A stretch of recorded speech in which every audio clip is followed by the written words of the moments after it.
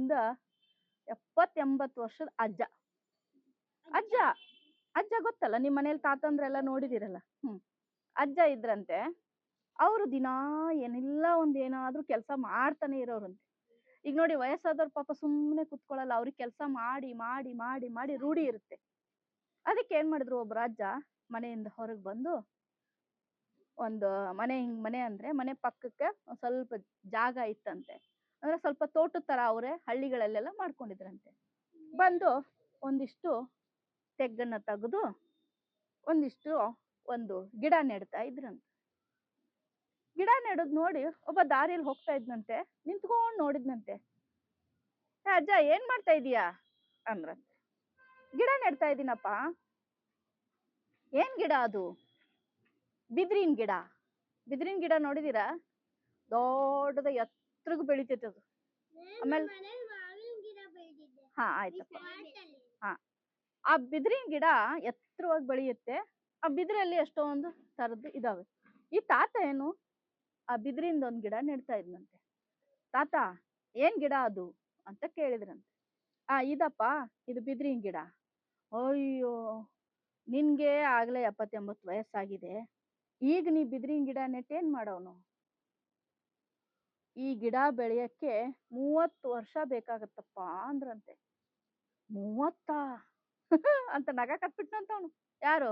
ದಾರಿಲಿ ಹೋಗೋನು, ಒಂದ್ 20-25 ವರ್ಷದ ಹುಡುಗ ನಗ ಕತ್ಬಿಟ್ನಂತೆ. ಅಲ್ಲ ತಾತ, ನಿಂಗ ಆಲ್ರೆಡಿ ವಯಸ್ಸಾಗಿದೆ, ಇನ್ನೊಂದ್ ಸ್ವಲ್ಪ ವರ್ಷಕ್ಕೆ ನೀನು ಹೋಗ್ಬಿಡ್ತೀಯ, ಈಗ ಗಿಡ ನೆಟ್ ಏನ್ ಮಾಡ್ತೀಯ ಅದನ್ನ ಅನ್ನ. ಅದಕ್ಕೆ ತಾತ ಸುಮ್ಮನೆ ಕುತ್ಕೊಂಡು ಯೋಚನೆ ಮಾಡಿದ್ನಂತೆ. ಅಲ್ಲಪ್ಪ, ಗೊತ್ತು ನಾನ್ ಗೆಟ್ಟು ಬೆಳೆದು ಅದು ಎತ್ತರಾಗಿ ಅದನ್ನ ನಾನು ಬಳಸಕ್ಕಾಗಲ್ಲ ಅಂತ ನನಗ್ ಗೊತ್ತು. ಆದ್ರೆ ನನ್ನ ನಂತರದ ಪೀಳಿಗೆಯವರು, ನೆಕ್ಸ್ಟ್ ಜನರೇಷನ್ ಬರ್ತಿರ್ತಾನೆ, ಅವರಿಗೆ ಉಪಯೋಗ ಆಗ್ಬೇಕಲ್ವಾ? ಈಗ ನಾನು ಊರ್ಗೋಲ್ ಹಿಡ್ದಿದ್ದೀನಲ್ಲ, ಊರ್ಗೋಲ್ ಅಂದ್ರೆ ನಡಿಬೇಕಾದಾಗ ಆಸರದಿಂದ ಕೋಲ್ ಇಟ್ಕೊಂಡು ಅಜ್ಜಂದ್ರು ಹೋಗೋದ್ ನೋಡಿದೀರಾ, ತಾತಂದ್ರು? ಈಗ ನಾನು ಊರ್ಗೋಲ್ ಇಟ್ಕೊಂಡಿದ್ದೀನಲ್ಲ, ಇದನ್ನ ನಾನ್ ಬೆಳೆದಿದ್ದೀನ?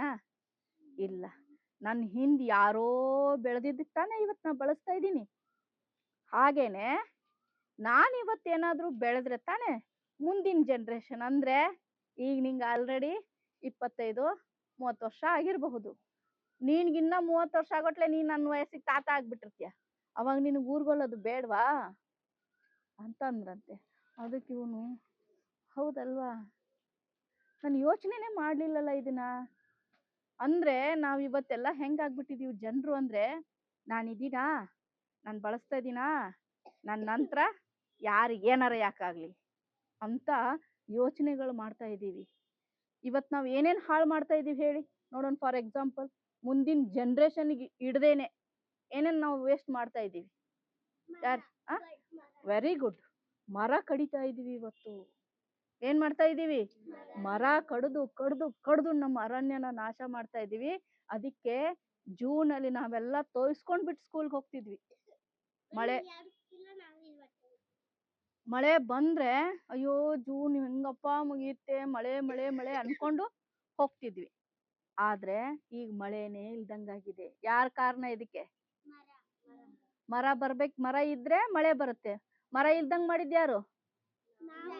ನಾವೇ.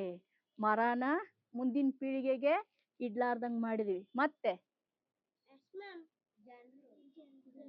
ಜನರು ಇರ್ತೀವಲ್ಲ,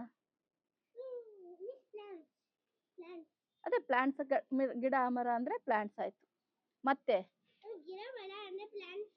ಆಮೇಲೆ ಇದು ಮಣ್ಣನ್ನು ಹಾಳು ಮಾಡ್ತಾ ಇದ್ದೀವಿ, ಅರ್ಥ ಆಯ್ತಾ? ಆಮೇಲೆ ನೀರಂತೂ ಫುಲ್ ಹಾಳು ಮಾಡ್ತಾ ಇದ್ದೀವಿ. ಆಮೇಲೆ ಕರೆಂಟ್ ಅದಾಯ್ತು. ಈ ಮನೆಯಲ್ಲಿ ಕರೆಂಟ್ ಎಲ್ಲಿ ಇರ್ತೀವಿ ಅಲ್ಲಿ ಕರೆಂಟ್ ಹಚ್ಕೊಳ್ಳಲ್ಲ ನಾವು. ಎಲ್ಲಾ ಕಡೆ ದೀಪಾವಳಿ ಮಾಡ್ತಾ ಇದೀವಿ. ಫುಲ್ ಏರು ಅದು ಪೂರ್ತಿ ಗಾಡಿಗಳನ್ನು ಓಡಿಸಿ ನಾಶ ಆಗುತ್ತೆ. ಹೀಗೆ ನಾವು ಯೋಚನೆ ಮಾಡ್ತಾ ಹೋದ್ರೆ ನಾವು ಎಷ್ಟು ಸ್ವಾರ್ಥದಿಂದ ಬದುಕ್ತಾ ಇದೀವಿ. ಬರೀ ನಾವಷ್ಟೇ ಬದುಕ್ಬೇಕು, ನೆಕ್ಸ್ಟ್ ನಮ್ ಜನರೇಷನ್ಗೆ ಏನು ಬೇಡ, ನೀರ್ ಬೇಡ, ಎಣ್ಣೆ ಬೇಡ, ಗಿಡ ಮರಗಳು ಬೇಡ, ಒಳ್ಳೆ ವಾತಾವರಣನ ಬಿಟ್ಟು ಹೋಗ್ಬೇಕು ನೆಕ್ಸ್ಟ್ ಪೀಳಿಗೆಗೆ ಅಂತ ಯೋಚನೆ ಯಾರು ಮಾಡ್ತಾ ಇಲ್ಲ. ಹಂಗೇನಾದ್ರೂ ನಮ್ಮ ಹಿಂದಿನವ್ರು ಮಾಡಿದ್ರೆ ನಾವಿಷ್ಟು ಆರಾಮಾಗಿ ಇರಕ್ ಆಗ್ತಾನೆ ಇರ್ಲಿಲ್ಲ.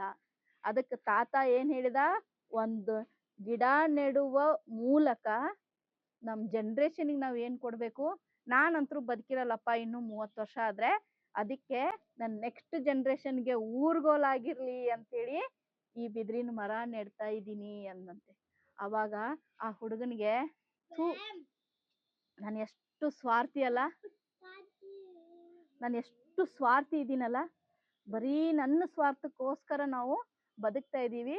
ಹಾಗೆ ಮಾಡೋದು ಬಿಟ್ಟು ನಾವು ಎಷ್ಟು ಸಾಧ್ಯನೋ ಅಷ್ಟು ಬೇರೆಯವ್ರಿಗೂ ಕೂಡ ಸಹಾಯ ಮಾಡ್ತಾ, ಬೇರೆಯವ್ರಿಗೂ ಕೂಡ ನಾವು ಬೆಳೆಸ್ತಾ, ಪರಿಸರನ ಉಳಿಸ್ತಾ ಇರ್ಬೇಕನ್ನೋದು ಈ ಕಥೆಯ ಒಂದು ಅಂಶ. ಗೊತ್ತಾಯ್ತಾ?